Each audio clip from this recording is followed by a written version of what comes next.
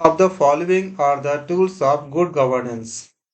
Statement है social audit first, second statement है separation of powers, third है citizens charter, fourth है right to information. फिर आपको ऑप्शन ए है इन चार में से चूज करने के लिए। ए ऑप्शन है 1, 3 एंड 4, ऑप्शन बी है 2, 3 एंड 4, ऑप्शन सी है 1 एंड 4, ऑप्शन डी है 1, 2, 3 एंड 4। तो एक जो इंस्टीट्यूशनल सेटअप होती है उसमें किसी सरकार के वो इंश्योर करता है जो गुड गवर्नेंस होते हैं वो नॉर्मली यूजुअली कुछ फीचर्स होते हैं जिनको फॉलो करते हैं। उनमें से एक है आपका रूल्स ऑफ लॉ, फिर आपका पार्टिसिपेशन, फिर ट्रांसपेरेंसी, फिर रेस्पॉन्सिवनेस, फिर इक्विटी, उसके बाद अकाउंटेबिलिटी, इफेक्टिवनेस एंड एफिशिएंसी। ये सारे इसके लक्षण या इसके जब हम देखते हैं फीचर, ये गुड गवर्नेंस के फीचर होते हैं। इस सब को अगर देखेंगे तो आप देखो कि स्टेटमेंट 1 क्या बताता है, सोशल ऑडिट, ये भी करेक्ट है। 2 क्या बता रहा है, सेपरेशन ऑफ पावर्स, ये भी करेक्ट है। थर्ड क्या है, सिटीजन्स चार्टर, ये भी करेक्ट है। और फोर्थ क्या है, राइट टू इंफॉर्मेशन, ये भी करेक्ट है। तो क्या हो जाएगा, ऑप्शन डी करेक्ट हो जाएगा। अगला question, the university, question next है आपका, the university grand commission was established with which of the following AIIMS. University grand commission किस एम के साथ उसको एस्टैब्लिश किया गया था। स्टेटमेंट्स है आपका, ए स्टेटमेंट में बताया गया है कि promotion of research and development in higher education. Statement B है आपका identifying the sustaining institutions of potential learning. Statement C है आपका capacity building of teacher, capacity building of teacher. और डी है आपका providing autonomy to each and every higher educational institute in India. ये आपका 4 statement है। इसके बाद इसमें से आपको ए, बी, सी या डी में चूज करनी है कि कौन सा करेक्ट है। तो इसके पहले हम आपको थोड़ा सा इसका ओवरव्यू दे देता हूँ कि यूनिवर्सिटी ग्रांट कमीशन जो जिसको हम यूजीसी से जानते हैं, इसका जो एग्जिस्टेंस हुए थे वो एग्जिस्टेंस में ये बताया गया था कि यूजीसी एग्जिस्टेंस के लिए इनका लक्ष्य था कि इनका coordination, determination and maintenance of standard of teaching, examination and research in the university education. तो ये इनके लक्ष्य था। तो फिर सही आंसर क्या हो जाएगा इसमें से, ऑप्शन बी। बी में क्या आता है आपका ए, बी और सी, क्योंकि डी जो बताया गया है providing autonomy to each and every higher educational institution in India, ये नहीं था। इसलिए क्या होगा, ए, बी और सी, ऑप्शन बी करेक्ट हो जाएंगे। अगला क्वेश्चन, नेक्स्ट क्वेश्चन आपके पास सामने है, civil service day is celebrated in India.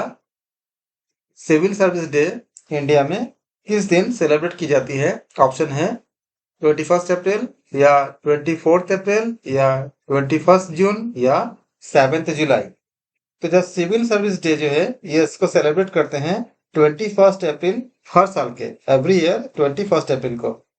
इसका पर्पस कह सकते हो आप कि the purpose of this day is to rededicate to recommend themselves to the cause of the people. इसको हम इस तरह से, ऑप्शन ए क्या होगा आपका करेक्ट हो जाएगा, 21 अप्रैल। अगला question, the session of the parliament is summoned by. Option है आपका the president, the prime minister, the speaker of the Lok Sabha, the speaker of the Lok Sabha and chairman of the Rajya Sabha. तो इसके लिए हम क्या जानते हैं कि president has the power to summon on the जो चाहे वो किसी भी आपका इधर हाउस ऑफ द पार्लियामेंट और टू डिसॉल्व लोकसभा। तो क्या हो जाएगा आपका, ऑप्शन ए करेक्ट हो जाएगा, प्रेसिडेंट।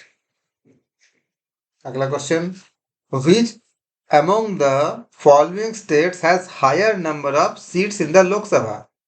बताएं इनमें से कौन से स्टेट में सबसे ज्यादा हायर नंबर ऑफ आपका सीट्स है लोकसभा में?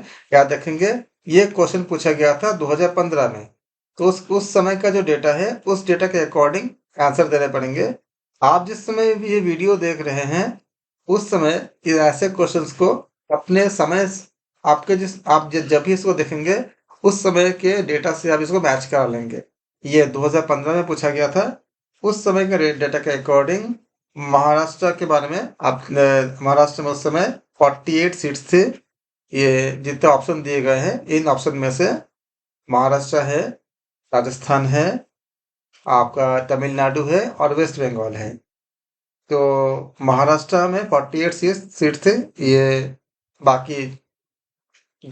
बाकी चारों में से सबसे ज्यादा थी। उस समय के लिए आंसर महाराष्ट्र था। अगला question, the term of office of an advocate general is state is, option है आपके सामने 4 years या 5 years या 6 years और 65 years of age, whichever is earlier. Option D है नॉट फिक्स्ड। तो इसमें क्या हो जाएगा आपका जो टर्म है, the term of office of an advocate general is not fixed by constitution. इसमें फिक्स नहीं किया गया है। क्या office of the advocate general या जो इनके जो हमारा जो संविधान है उसमें आर्टिकल 165 में अगर आप इसको अध्ययन करेंगे तो ये हमें मिलती है इसमें कि इनमें इनके लिए कोई भी फिक्स नहीं किया गया है। तो ऑप्शन क्या हो जाएगा? ऑप्शन डी करेक्ट हो जाएगा, नॉट फिक्स्ड। अगला question, public order is an item of constitution figure in, option है, ऑप्शन ए है यूनियन लिस्ट, ऑप्शन बी है the state list, option C है the concurrent list, option D है the residuary power. इनमें से कौन सा करेक्ट होंगे? तो पब्लिक ऑर्डर जो है, public order as an item in the constitution figure is the state list under किसमें? 7th schedule of the constitution. तो क्या हो जाएगा आपका करेक्ट आंसर? क्या हो जाएगा? ऑप्शन बी करेक्ट हो जाएंगे। क्या क्वेश्चन था आपका? Public order as an item of constitution figure, तो क्या हो जाएगा इसमें आपका? पब्लिक ऑर्डर के लिए ऑप्शन बी करेक्ट हो जाएगा। Public order is an item in the constitution figure in the state list, तो क्या हो जाएगा आपका? ऑप्शन बी करेक्ट होगा। अगला क्वेश्चन क्या है? Which of the following statement are correct about the Lok Sabha? ये क्वेश्चन है हमारे सामने। Which of the following statement are correct, which of the following statements are correct about the Lok Sabha? इसमें 4 स्टेटमेंट क्या क्या बताया गया है। पहला में बताया गया कि the constitution puts a limit on the size of the Lok Sabha, ये आपका पहला स्टेटमेंट है। सेकंड स्टेटमेंट में बताया गया है the size and shape of the parliamentary constitution, इसमें जो लोकसभा के जो आपका साइज और शेप के बारे में बताया गया है is determined by the election commission. Statement third क्या है? First past of the post electoral system is followed, electoral system is followed. ये आपका फर्स्ट पार्ट, आपका जो फर्स्ट पे क्या बताया गया है कि past the post electoral system is followed. और डी स्टेटमेंट क्या है? The speaker of the Lok Sabha does not have a casting vote in case of the equality of votes. अब इसके बाद आपको select the correct answer from the codes given below, जो नीचे code दी गई है इन कोड में आपको बतानी है कि ऑप्शन ए, बी, सी या डी में कौन सा करेक्ट है। इसके आंसर देने से पहले हम थोड़ा सा डिस्कस कर लेते हैं।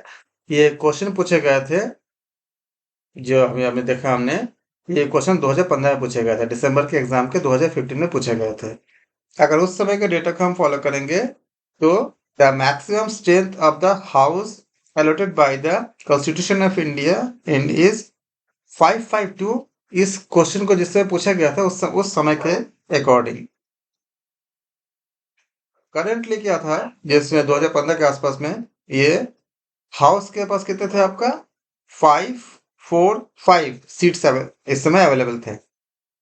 The house is made up of by election, इसमें 543 यानी 543 इलेक्टेड मेंबर और at a maximum of 2 nominated members of the Anglo Indian आप जानते हो कि एंग्लो इंडियन के बारे में हम यूनिट 10 में हम अध्ययन कर चुके हैं।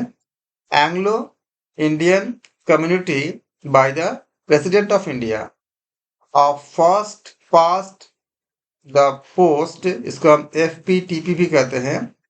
Voting method is one in which voter chooses a candidate of their choice on a ballot and the candidate who receive the most votes वो क्या होते हैं, वो जीत जाते हैं, wins यानी वो विजयी होते हैं। this is described as winner takes all। first past the post, इसको FPTP is a ये आपका legacy of British government in India उस समय के लिए था ये। तो इस समय आपको ऐसे शॉर्ट फॉर्म होता है FPTP, तो उसके अकॉर्डिंग क्या हो जाएगा, ऑप्शन ए करेक्ट हो जाएगा। ऑप्शन में क्या बताया गया इसमें आपको देखो, ऑप्शन में क्या बताया A एंड C। ए में क्या बताया गया है, स्टेटमेंट ए में the constitution puts a limit on the size of Lok Sabha, तो लिमिट तो है ही, तो ये सही होगा।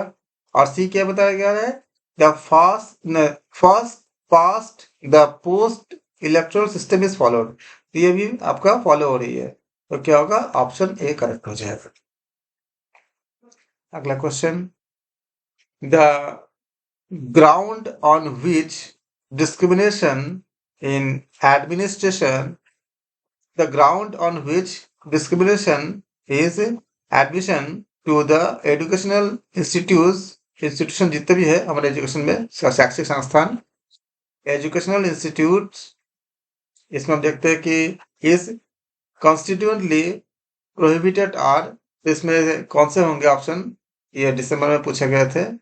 ऑप्शन से हमारे पास इसे कुछ स्टेटमेंट से पहले रिलीजियन, या ऑप्शन स्टेटमेंट ए है रिलीजियन, ऑप्शन स्टेटमेंट बी है सेक्स, और स्टेटमेंट सी है place of birth, statement D है नेशनलिटी। इसके बाद नीचे कोड दी गई है, इन कोड के आधार पे हमें फाइंड करनी है। कोड में क्या बताया गया आपका, ऑप्शन में बताया गया BCD, ऑप्शन बी में है ABC, ऑप्शन सी में है ABD, ऑप्शन डी में है ABCD। तो आर्टिकल 15 जो है सिक्योर करता है the citizen from every sort of discrimination by the state on the ground of religion, race, caste, sex or place of birth or any of them। तो क्या हो जाएगा, इसमें कौन से करेक्ट हो जाएंगे, बी करेक्ट हो जाएंगे, क्योंकि बी में क्या दिया है, A, B और C। ए में क्या है, रिलीजियन है, बी में क्या है, सेक्स है, मतलब आपका जेंडर के आधार पे, और सी में क्या है आपका प्लेस ऑफ बर्थ। तो इन तीनों के आधार पे हमारा ऑप्शन क्या हो जाएगा, करेक्ट होगा, बी हो जाएगा। अगला question, which of the following are the objectives of Rashtriya, which of the, ये क्वेश्चन आपका यहां से शुरू होती है, which of the following are the objective of Rashtriya Uchchatar शिक्षा अभियान, इसको RUS से रूसा भी कहते हैं। इसमें स्टेटमेंट है आपका ए, स्टेटमेंट ए है, ये 2015 में पूछे गए थे, to improve the overall quality of state institutions. B है to ensure adequate availability of quality faculty.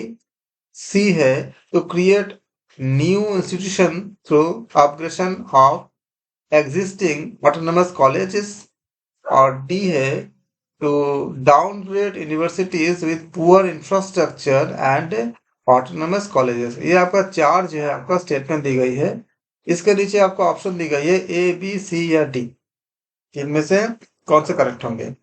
तो राष्ट्रीय आपका उच्चतर शिक्षा अभियान जो RUS है, ये इसका एम्स था कि ये प्रोवाइड किया जाए equal development to all higher institution and rectify weakness in the higher education system. क्या क्या आपका दुर्बलताएं है, क्या क्या कमियां हैं। इसके जो मेजर ऑब्जेक्टिव्स होते थे, इसके मेजर ऑब्जेक्टिव्स है to improve the overall quality of state institution, to ensure availability of quality of faculty, to downgrade universities with poor infrastructure with autonomous colleges among the other। तो इसको अगर हम सबको मिलाएंगे तो क्या क्या आएगा आपका। पहला जो स्टेटमेंट बताया गया है to improve overall quality of state institutions, तो ये आपका करेक्ट है। बी में क्या बताया गया है to ensure adequate availability of quality faculty, ये भी करेक्ट है। और थर्ड क्या बताया गया है to create new institution through upgradation of existing autonomous colleges, ये भी करेक्ट है। डी क्या बोला गया है to downgrade universities with poor infrastructure into autonomous colleges, तो डी सही नहीं है, तो क्या हो जाएगा आपका ऑप्शन बी करेक्ट होगा। अगला क्वेश्चन, अगला क्वेश्चन आपका है which of the following statement, ये क्वेश्चन आपका है which of the following statement are correct in respect to NITI Aayog. NITI Aayog के संबंध में कौन सी बात करेक्ट है। स्टेटमेंट है it is a constitutional body, ये पहला स्टेटमेंट है। सेकंड है it is a saturated body. Third है ये ना तो ये कॉन्स्टिट्यूशनल बॉडी है, ना ही आपका मतलब ना तो ऑप्शन ए है ना तो ऑप्शन बी है। और बी है it is a think tank. इनमें से आपको सिलेक्ट करनी है ए, बी, सी या डी, इनमें से। तो जो कॉन्स्टिट्यूशन जो होती है ये bench of the supreme court जो आपका 16 अक्टूबर 2015 में इसको बताया गया था कि इसमें कि मेजोरिटी जो होगा वो अपहिल्ड, और आपका जो इसमें जो सिस्टम के बारे में बताया गया था, इसमें ये डिसाइड किया गया था कि सुप्रीम कोर्ट जो एडवोकेट है वो इसको लिया गया था आपका NJAC, यानी कि ये पूरा आपका एक शॉर्ट फॉर्म है। मेजोरिटी आपका अपील जो किया गया था वो collegium system and struck down by NJAC। और इसमें ये कहा गया था कि उनके जब पूरा हियरिंग कंप्लीट हुआ एक पिटीशन के साथ और कई सेवरल पर्सनल बॉडी के साथ जो सुप्रीम कोर्ट का जो एडवोकेट है उन्होंने ये इस बात इसको हमारे सामने रखे थे, जिसके आधार पे हमें क्या मिलते हैं, ऑप्शन ए मिलते हैं। क्योंकि ए में क्या बताया गया है it is a constitutional body, इसको माना गया था। और डी में क्या बताया गया है it is a think tank. तो ये और डी दोनों मिला के आपका करेक्ट है, तो ऑप्शन नहीं करेक्ट हो जाएगा इसका। Which of the following are the fundamental duties, बताइए कौन सा फंडामेंटल ड्यूटी है। इसमें आपको स्टेटमेंट दी गई है to respect the national flag, statement A है। To protect and improve the natural environment, for a parent to provide opportunity for education for his or her child. और डी क्या है to protect monuments and places of national importance. Select, ये आपका चार दी गई है, चार आपका स्टेटमेंट है। Select the correct answer from the given code, इनमें से सही आंसर का आप चूज करेंगे। ABCD चार आपका कोड है, तो इसमें से क्या करेक्ट हो जाएगा आपका। आप जानते हो नीति आयोग जो है, नीति आयोग के बारे में जो हम जो अध्ययन करते हैं इसमें, तो नीति आयोग के बारे में ये बताया गया था इसमें, इससे पूछा गया कि फंडामेंटल राइट आपका क्या क्या है। तो फंडामेंटल ड्यूटीज के बारे में हम देखते हैं कि 42 आपका जो अमेंडमेंट किया गया था कॉन्स्टिट्यूशन में, हमारे संविधान में 1976 में, उसके अकॉर्डिंग ये रिकमेंड की गई थी कि स्वर्ण सिंह कमेटी ने इसके बारे में बताए थे, और इसके आधार पर कुछ फंडामेंटल ड्यूटी के बारे में समझाया गया था, बताया गया था। तो उसमें बताया गया था कि फंडामेंटल ड्यूटी क्या क्या होगा। To respect the national flag, ये फंडामेंटल ड्यूटी में आता है, स्टेटमेंट ए। बी में क्या बताया गया है, to protect and improve the natural environment, ये भी आता है। और सी में क्या बताया गया था, for a parent to provide opportunities for education to his or her child, ये भी है। और जो डी पार्ट बताया गया है, to protect monuments and places of national importance, इसको नहीं रखा गया है। तो क्या हो जाएगा आपका ए, बी और सी, किसमें आ जाएगा answer? Answer option A correct होगा। अगला है, which of the following statements about the Indian political system is या are correct? ये क्वेश्चन है आपका। स्टेटमेंट्स है, the president is both head of the states and head of the government. Statement B है, parliament is supreme. C है, the supreme court is the supreme court के बारे में बताया गया है, the supreme court is the guardian of the constitution. और D statement में है आपका, the directive principles of state policy are justiciable. फिर आपको इसमें से कोर्ट, ये आपका स्टेटमेंट थे, 4 स्टेटमेंट बताया गया है। Select the correct answer from the given court, इनमें से कौन सा आपका करेक्ट आंसर होंगे, इसका पूछा गया है। तो करेक्ट आंसर क्या हो जाएगा आपका? आप जानते हो कि सुप्रीम कोर्ट जो है, supreme court is called the guardian of the constitution as it protects the, क्या क्या करता है, फंडामेंटल राइट्स, हर हमारे नागरिकों का, जो सिटीजन के fundamental right of the citizen from being getting violated by any organ of the government. अगर कोई सरकार के कोई भी, अगर आपका संस्था अगर इसका कुछ वायलेशन करता है तो सुप्रीम कोर्ट इसका रक्षा करेगा आपकी। तो इस तरह से क्या होगा, ऑप्शन क्या किस में होगा? Option D. ठीक है, सी पार्ट में क्या बताया गया है, the supreme court is the guardian of the constitution. तो क्या होगा? ऑप्शन डी करेक्ट हो जाएगा। वीडियो के अगले पार्ट में हम आगे के क्वेश्चंस करेंगे, और भी क्वेश्चंस करेंगे इसमें, जो पिछले साल के क्वेश्चंस में जो BYQ है उस पर आपको यूनिट 10 से हम अगले पार्ट में करेंगे, जो इधर आपका 15 के बाद से लेकर के 23 के एग्जाम तक पूछे गए हैं। आप सबका धन्यवाद।